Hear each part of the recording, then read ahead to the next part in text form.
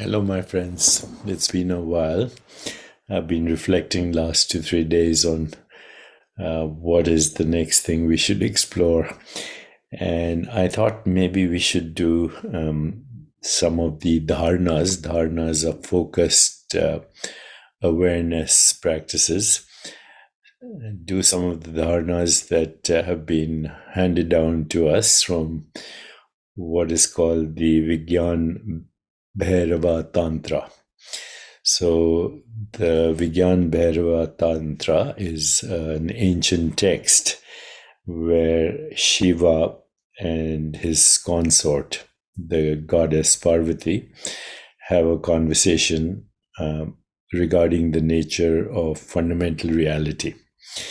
And the Vigyana Bhairava Tantra is a good complement to some of the other things we've done so far, including the Shiva Sutras, the Brahma Sutras, the Yoga Vasishtha, the Bhagavad Gita, the Upanishads. So they're all kind of always taking us to the source of all experience, which is reality.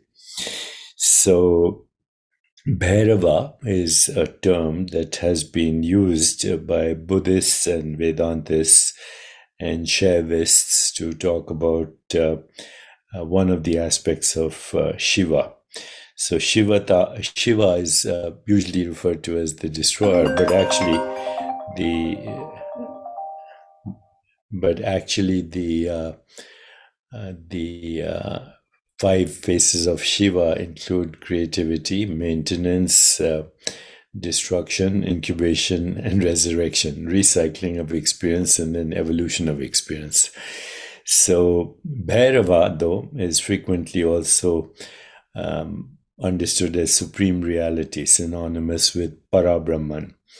Bhairava can also mean Shiva in its fearsome forms, known as Kala Bhairava, the Lord of Time and Death. So today what I'd like to do is actually start with a very simple practice, and that is looking at the breath as the most fundamental sensation, looking at the breath as the most fundamental sensation of our existence.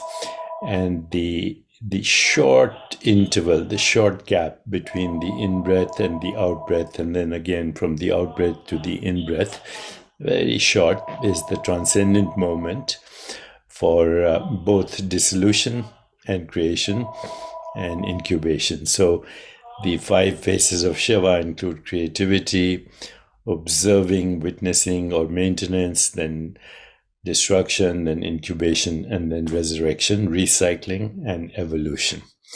And so the first technique I think today we can just see is focusing on the interval between the in-breath and the out-breath. And actually there are many people who came to amazing conclusions just by doing this. And when you observe the breath, you recognize that it has a beginning. That's the beginning of the sensation, the beginning of life. Then you feel the sensation. That's the existence of life, the witnessing of life. Then the sensation disappears. And then as it disappears, that's the destruction of that experience of life. And then there's incubation, short incubation, and recycling. Now this happens at every level. Photons go on and off in the same way. Electromagnetic fields, particles go on and off in the same way as determined by the uncertainty principle. And this is the creative process. So today, just observe your breath and then pay attention to that little short gap between the in-breath and the out-breath, and the out-breath and the in-breath, and then learn to abide there for just a few microseconds and then extend that. The more you extend the gap between in-breath and out-breath, the secrets of existence will be revealed to you. Some of the conclusions that the Buddha came when he observed his breath were whatever is in the nature of arising is also in the nature of subsiding. That breath is a sensation, and like every other experience, which is also sensation. There's a beginning, it exists, and then it disappears. From this is derived the law of impermanence.